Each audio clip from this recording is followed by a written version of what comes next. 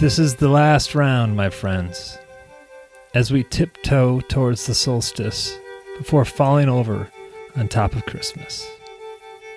This is the last Advent Outpost in this series. For those of you new, see, last year my wife and I started an Advent neighborhood get-together. It included soup and wine, bread and cheese, poetry, stories, hymns, and of course, children bellowing. It was a Eucharist of sorts, but more with that ancient turn to honoring both the light in the darkness and the darkness itself. Due to COVID this year, it will not be happening. So I'm attempting to put that spirit of what we experienced last year into a Contemplify Advent series. Consider this your Backporch Advent Outpost. Hey everyone, it's Paul, and this is Contemplify, where we seek to kindle the examined life for contemplatives in the world.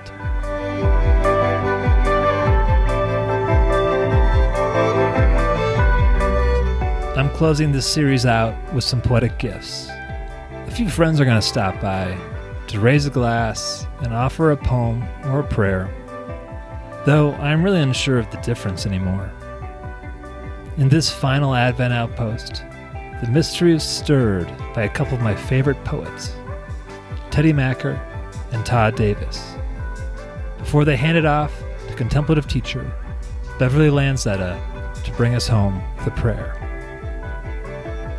But like I said, prayers and poems dip from the same well. Join us as we take our fill. First up is Teddy Macker reading The Rose. Do yourself a favor and pick up a copy of Teddy's book of poetry titled This World.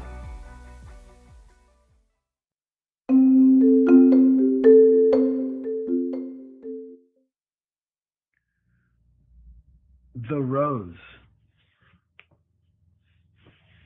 When I was in first grade, the girls' choir sang The Rose as an offering to the school. The church was being rebuilt at the time, so we filled the small gym, each class sitting together on the glossy floor. I sat next to blonde-haired Patrick Klein, and hearing the girls sing with their dulcet, clear, undefended voices, Patrick and I started to cry. We looked at each other, not understanding why our faces suddenly crumbled, why we felt a wound that was also the purest, most helpless opening. We are all here together and don't really know it. Soon it's recess, we're getting a driver's license, landing a job, starting a family, and developing all these ideas about things. Ideas which preclude the miracle.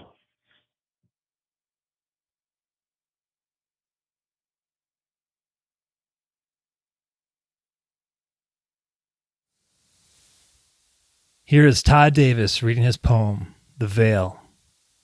You can find all of Todd's books of poetry at todddavispoet.com. I recommend starting with his most recent, Native Species.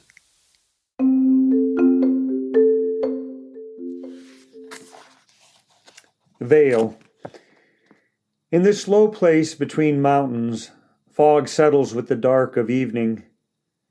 Every year it takes some of those we love, a car full of teenagers on the way home from a dance, or a father on his way to the paper mill, night shift the only opening. Each morning, up on the ridge, the sun lifts this veil, sees what night has accomplished. The water on our window screens disappears slowly, gradually, like grief. The heat of day carries water from the river back up into the sky, and where the fog is heaviest and stays longest, you'll see the lines it leaves on trees, the flowers that grow the fullest.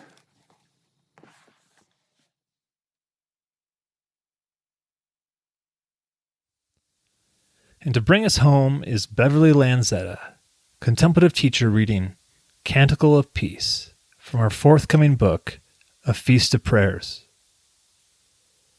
Head over to beverlylanzetta.net to explore her work. Her latest book, A New Silence, it holds the potential to serve your heart on your contemplative path ahead.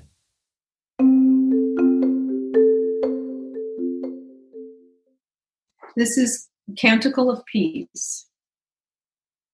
When day cedes to night and creatures large and small bow their heads in sweet surrender, may my soul rejoice in your serene embrace. When spirit fills with starlight and dreams of quiet wonder wrap me in angelic radiance, may my soul delight in your eternal tranquility. When I awake in the silken dawn, awash with the gentle touch of your sweet love, may I, Holy One, greet the rising orb with blessed equanimity. Now I step into the bustle, now I pray and work, now I struggle and rejoice. In all, you are my peace. Amen.